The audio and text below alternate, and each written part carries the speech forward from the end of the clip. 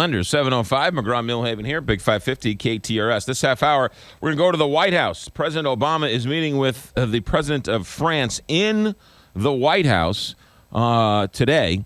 So we'll get a preview of that meeting and what is going to be talked about coming up in this half hour. We're going to pile on Donald Trump just a little bit more because he's the gift that keeps on giving.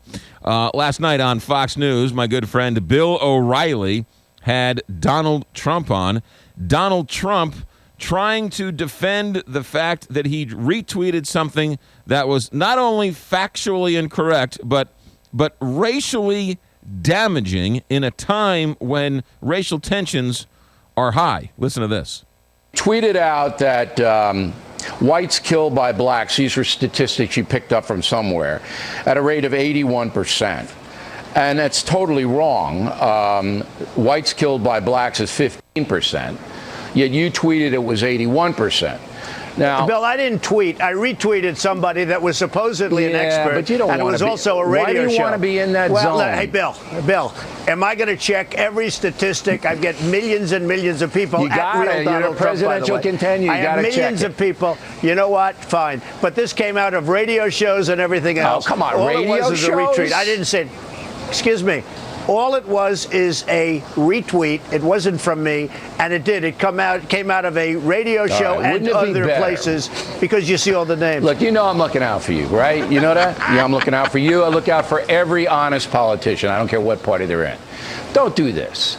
Don't put your name on stuff like this because it makes the other side, it gives them stuff to tell the ill-informed voter that you're a racist. I mean, you just hand them the platter.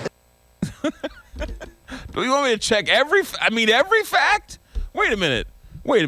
Every single one I mentioned, you want me to make sure it's accurate? Really? Come on. Is that plausible? He also, if you noticed, he also snuck in his Twitter handle.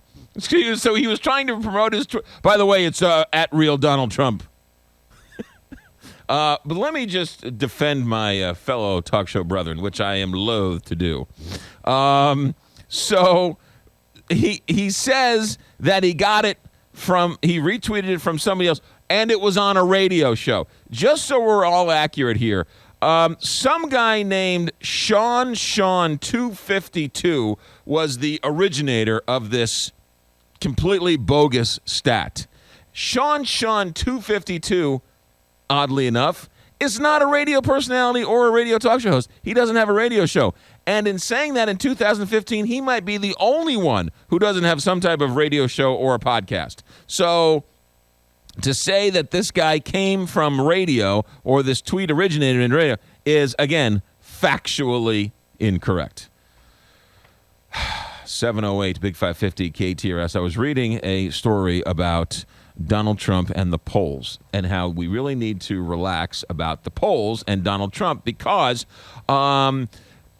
did you know that according to the polls in Iowa in 2012, 46% of Republicans made up their mind on who to vote for the last week of the campaign?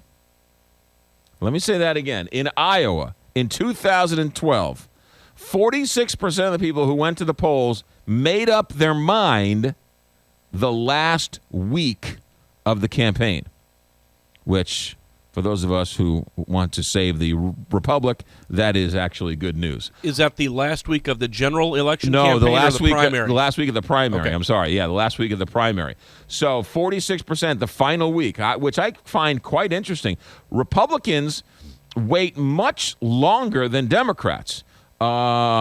But 2012, and that was Mitt Romney, right? That was the Mitt Romney year. 46% waited till the final week.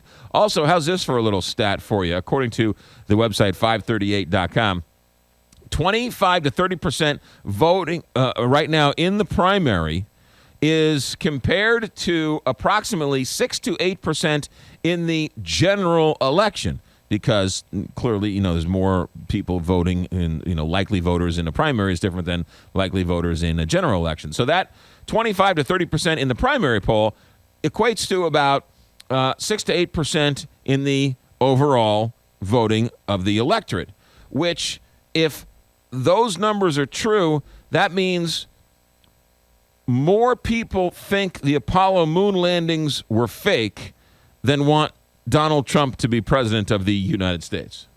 Again, good news, right? So that means a small faction of people are actually supporting Donald Trump.